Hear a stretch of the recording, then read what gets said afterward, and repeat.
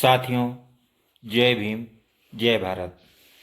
साथियों, मैं सुनील भारती आज दिनांक 19 मार्च को इस वीडियो के माध्यम से आपसे वार्तालाप करने के लिए तैयार हूँ।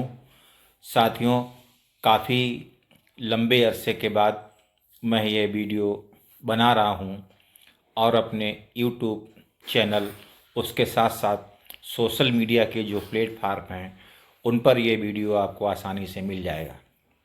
समय समय पर हम कई मुद्दों पर बात करते रहे हैं, आप लोग मेरा साथ देते रहे और हमने जो हमारे देश में मुद्दे हैं, हमारे प्रदेश के मुद्दे हैं, हमारे अपने मुद्दे हैं, हमारे अपने जनपद के मुद्दे हैं, उन मुद्दों पर मैंने कई बार बात की। आज मैं इस वीडियो के माध्यम से इस देश के एससी, एसटी, ओबीसी, माइनॉरिटी और उसमें अपर कास्ट के जो गरीब लोग हैं उनको लेकर के ये बात कह रहा हूँ। साथियों, जैसा कि हम सब जानते हैं कि भारत एक लोकतांत्रिक देश है। लोकतांत्रिक देश होने के नाते हमारे देश में प्रत्येक 5 वर्ष के बाद लोकसभा के चुनाव होते हैं। लोकसभा चुनाव में विभिन्न राजनीतिक दल अपने अपने प्रत्याशी उतारकर जनता से वोट देने की अपील करते हैं और जो लोकसभा के सदन में बहुमत प्राप्त कर लेता है उसका जो नेता निर्वाचित होता है वह देश का प्रधानमंत्री बनता है। राष्ट्रपति उसको शपथ दिलाते हैं और वह संविधान की शपथ लेकर के इस राष्ट्र के प्रति समर्पित होकर के राष्ट्र के विकास के लिए काम करता है। परंतु बहुधा ऐसा कई बार देखा गया है कि कुछ फिरकापरस्त ताकतों ने इस देश में जनता को काफ़ी हद तक बेवकूफ़ बनाने का काम किया और संविधान की शपथ लेने के बाद उन्होंने इस देश में भ्रष्टाचार को अपनाने का काम किया, जो संविधान की मूल भावना के विरुद्ध है। साथियों, भारतीय समाज में भारत उन सभी का देश है जो भारत के नागरिक हैं। साथियों, 2024 सामान्य चुनाव की घोषणा इलेक्शन कमीशन ऑफ इंडिया द्वारा कर दी गई है और उनकी तारीखें आ गई हैं। यह चुनाव अब प्रारंभ होंगे और 1 जून तक चलेंगे। 4 जून को हमें नई सरकार के बारे में पता चल जाएगा। साथियों, मेरी जो बेचैनी है वो बेचैनी बहुत अलग है इस बार। हालांकि मैं बहुजन समाज पार्टी का शुभचिंतक, समर्थक रहा हूं, परंतु 1984 से पहले मेरे पिताजी और मेरा पूरा परिवार कांग्रेस पार्टी को सपोर्ट करता रहा है। जहां तक बात है, बताता चलूँ आपको कि मेरे पिताजी कांग्रेस के सक्रिय सदस्य होने के साथ साथ इंदिरा जी द्वारा चलाए गए अभियान जेल भरो आंदोलन में जेल भी गए हैं और कांग्रेस के प्रति हमारा स्नेह बना रहता है। लेकिन बहुजन समाज पार्टी के बनने के बाद मानवर साहब ने जिस प्रकार से DS4 और वामसेप की स्थापना की, उसके बाद 14 अप्रैल 1984 को बहुजन समाज पार्टी की स्थापना की। उसके फलस्वरूप हम लोगों ने बहुजन समाज पार्टी में अपने हित को स्वीकार करते हुए उसके समर्थन में वोट देने का काम किया है और उसका हमें फ़ायदा मिला। हमारे महापुरुषों को सम्मान मिला, हमारे समाज को सम्मान मिला, हमारे महापुरुषों के प्रतीक स्वरूप कई मूर्तियां स्थापित की गईं। इस कार्य में बहुजन समाज पार्टी के नेता स्वर्गीय मान्यवर कांशीराम जी तथा उत्तर प्रदेश में 4 बार मुख्यमंत्री रह चुकी बहन कुमारी मायावती जी का एक लंबा योगदान रहा है।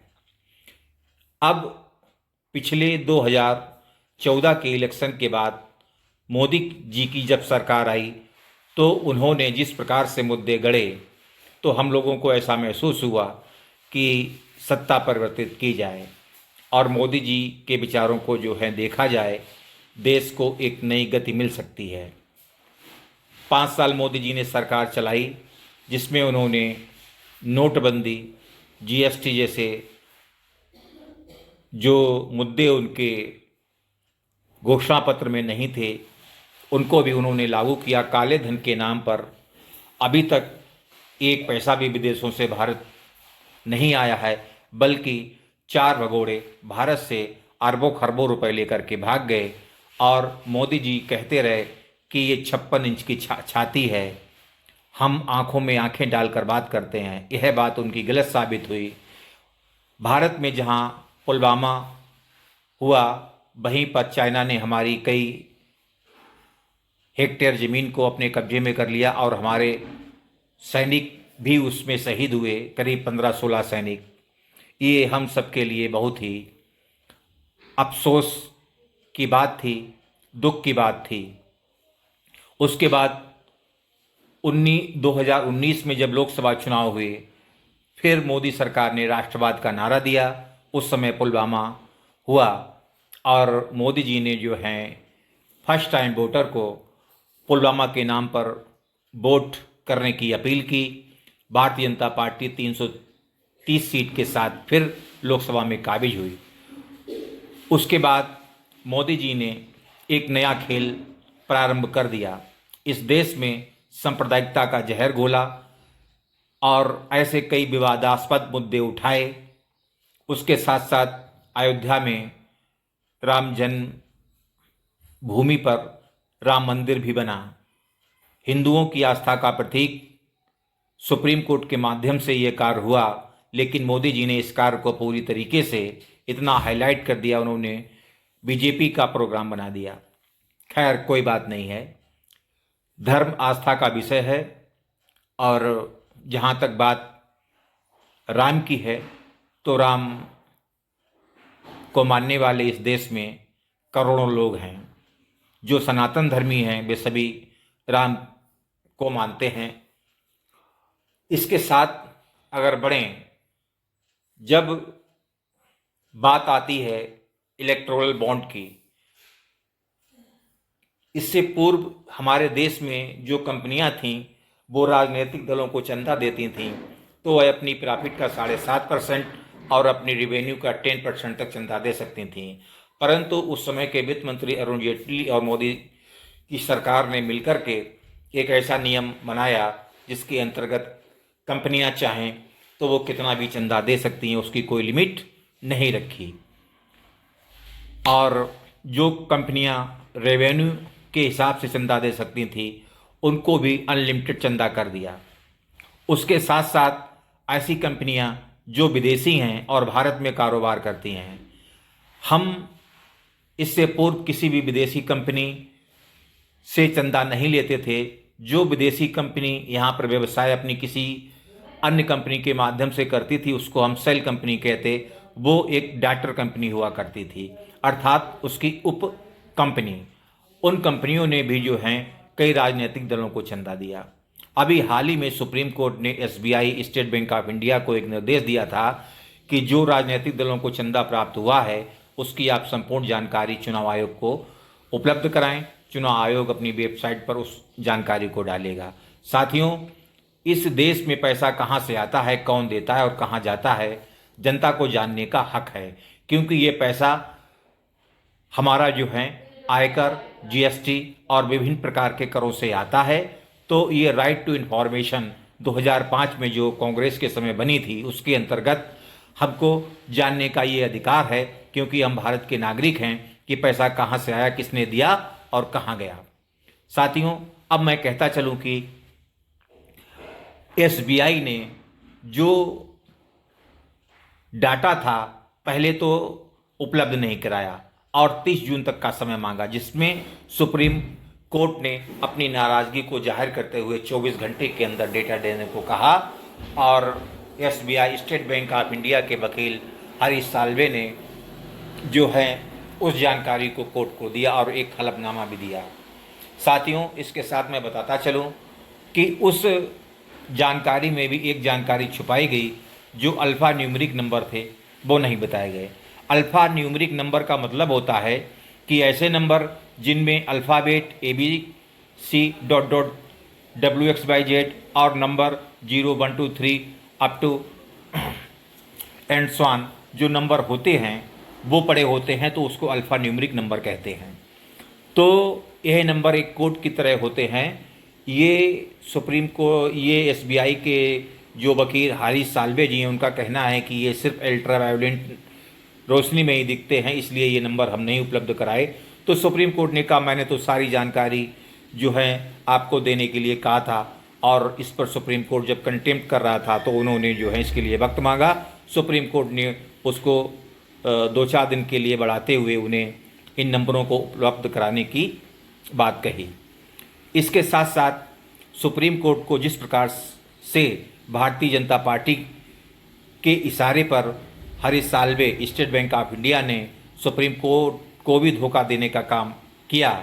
पहले तो उन्होंने फिक्की और एसोचैम को ला करके खड़ा कर दिया और ये कहा कि कंपनियों की रिपोर्टेशन खराब होती है।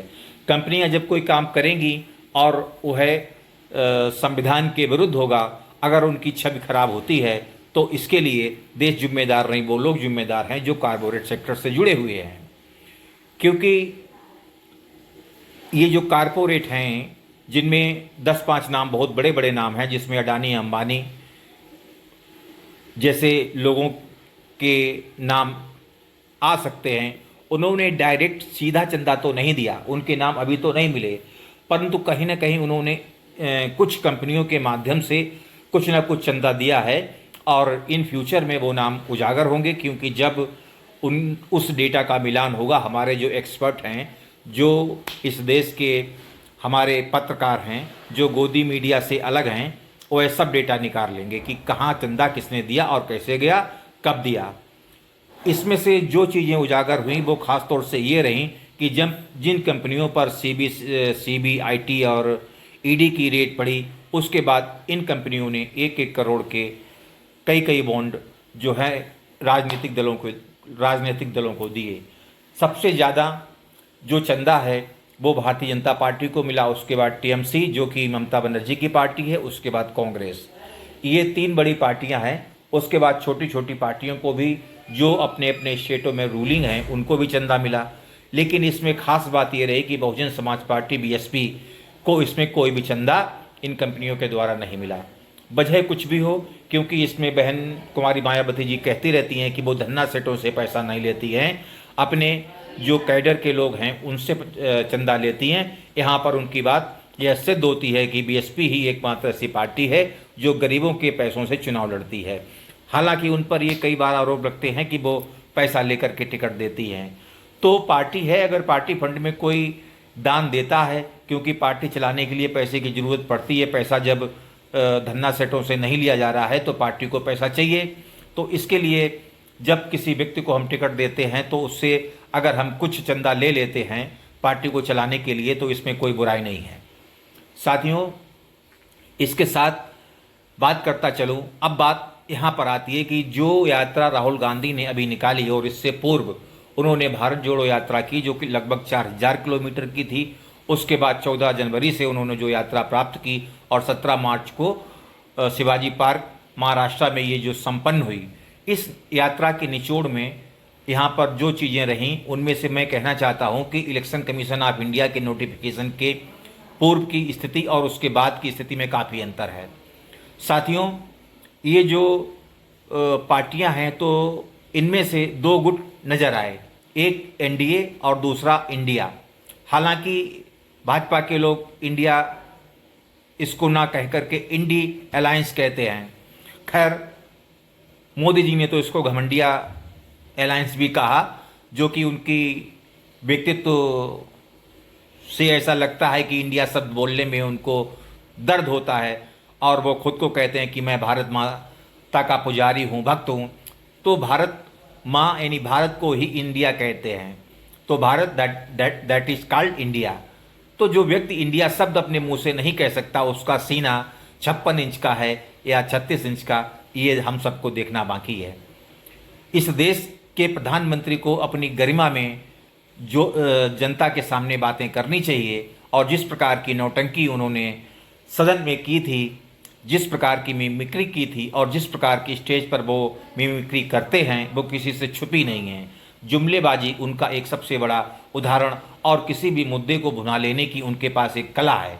लेकिन ये बहुत दिनों तक चलने वाली नहीं है, क्योंकि मोदी जी का जादू पूरी तरीके से इस देश की जनता के सर से उतर चुका है। अब देश परिवर्तन चाहता है, बदलाव चाहता है।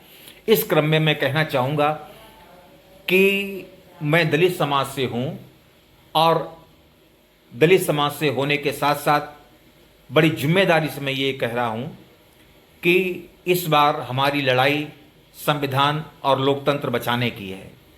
हालांकि हम बहुजन समाज पार्टी के सपोर्टर और समर्थक हैं, लेकिन मेरा सीधा विचार है कि इस बार हम या हमारे लोग जो SC ST OBC और माइनॉरिटी के हैं, वो ऐसी पार्टी को वोट ना करें जो वोट कटवा का काम करे, जिससे कि वोट कट जाए और वो जाकर के भारतीय जनता पार्टी के खाते में जुड़ जाए, और हमारा जो अपोजिशन का कैंडिडेट है, जिसके बल पर ये सत्ता परिवर्तित हो सकती है, वो हार जाए और पुनः एक बार मोदी जी सत्ता में आ जाएं। ऐसी भूल हम सभी में से किसी को नहीं करनी है। जब हमारा लोकतंत्र और संविधान बचा रहेगा, तो हम अपने जो मुद्दे हैं, हमारी अपनी जो समस्याएं हैं, उनको बाद में देख लेंगे। लेकिन इस बार हमारे लिए सबसे ज़रूरी बात यह है, और अहम बात यह है कि हम भारतीय जनता पार्टी को सत्ता से बाहर करें।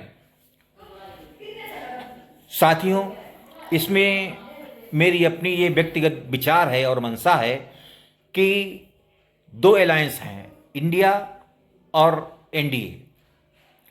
तो NDA को 2019 में 37% वोट मिले थे। अगर इस देश में 2% वोट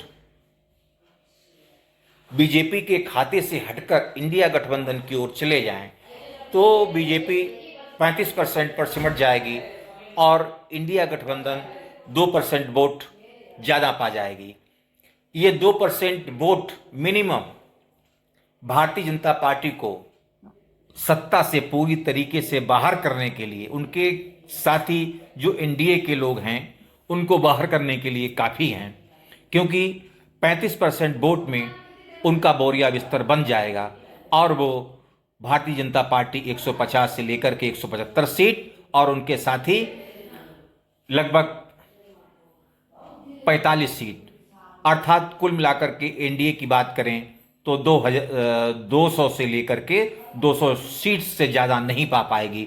और अगर ये आंकड़ा 180 से लेकर के और 195 तक रहता है, जो मेरा एक अनुमान है मोटा मोटा, तो ये काफ़ी जो है हद तक सही आंकड़ा है, क्योंकि मैंने एक एक लोकसभा सीट जो कि 543 सीटें हैं, उन पर अपना व्यक्तिगत हमने जो है एक विश्लेषण एनालाइज किया है, उन सीटों को देखा है, जिसमें उत्तर प्रदेश में इस बार भारतीय जनता पार्टी की सीटें काफ़ी कम होने जा रही हैं। भारतीय जनता पार्टी 25 और 30 सीटों के बीच में ही जो है वो जीतने की स्थिति में है, बाकी की इंडिया गठबंधन और अदर्स को जा सकती हैं। तो ये सीधा यहाँ पर घाटा भारतीय जनता पार्टी को होता हुआ। इसके साथ मैं कहना चाहूँगा कि अगर BSP इंडिया गठबंधन में शामिल नहीं होती है, या इसके बाहर अगर AIM जैसी कोई पार्टी है, या उससे विरुद्ध भी कोई वोट कटवा पार्टी है, भले ही वो चंद्रशेखर की पार्टी हो, पशुपतिनाथ की पार्टी हो, या और किसी की पार्टी हो, इन पार्टियों को वोट देने का मतलब है कि कुएं में अपने वोट को फेंक देना।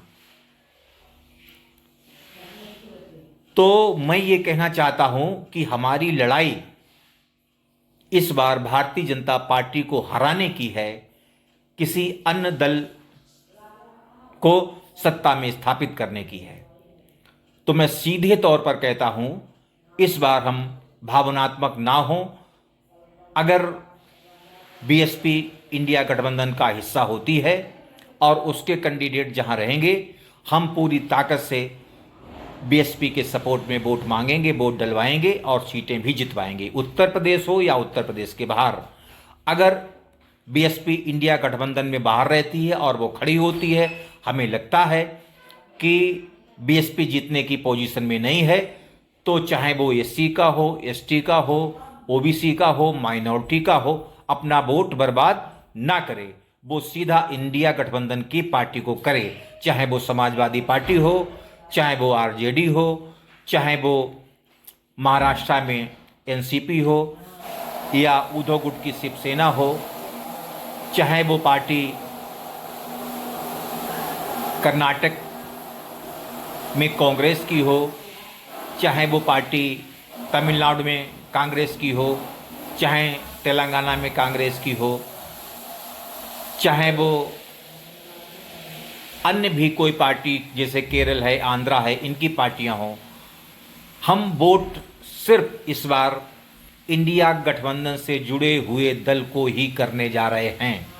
और मुझे पूरा यकीन है कि बहन कुमारी मायावती भी इस गठबंधन का हिस्सा होंगी, क्योंकि इस बार इस देश में एक प्रधानमंत्री जो बनेगा वह दलित समाज का होगा, चाहे वो मल्लिकार्जुन खड़गे जी हों या बहन कुमारी मायावती जी हों या प्रकाश अंबेडकर जी हों। साथियों, अगर बहन कुमारी मायावती जी हम सब दलितों का, इस राष्ट्र के दलितों का, एससी, एसटी, ओबीसी, माइनॉरिटी, इन सभी का हित चाहती हैं, तो उन्हें अपने अहम को दूर रख करके हम सबके हित के लिए इस बार इंडिया गठबंधन में शामिल होना चाहिए।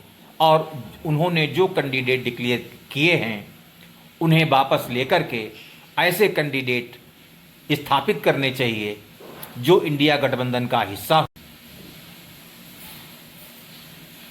साफ तौर पर मैं ये कहने का प्रयास कर रहा हूँ कि हम भाजपा को इस बार हराने का प्रण लेते हैं और राहुल गांधी ने जो गारंटियां दी हैं, हम उन्हीं के भरोसे पर चलते हुए इस देश में नई सरकार लाएंगे।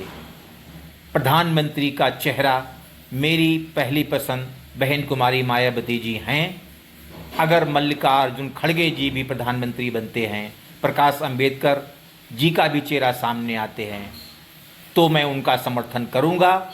और यदि नहीं ऐसा कोई व्यक्ति जो इस देश को भारतीय जनता पार्टी के चंगुल से लोकतंत्र और संविधान को छीन सकता है, बचा सकता है, तो मैं उस व्यक्ति के नाम पर भी सहमत हूँ। इसी प्रण के साथ हम सबको इस बार एससी, एसटी, ओबीसी, माइनॉरिटी, जिसमें खास तौर से मुस्लिम समाज, उसके बाद अपर कास्ट जनरल के लोग इंडिया गठबंधन यानी कि कांग्रेस के साथ जुड़ी हुई पार्टियों को वोट करें। हम सबकी ये नैतिक नहीं बल्कि सामाजिक जिम्मेदारी है, क्योंकि आने वाली पीढ़ियां जब कारपोरेट के दबाव में आ जाएंगी तो हमारी नस्लें बिगड़ जाएंगी। तो इस बार हमें वोट भावनात्मक नहीं, अपने विवेक और बुद्धि से करना है और भारतीय जनता पार्टी के अपोजिशन में करना है। इसी के साथ सभी साथियों को जय हिंद।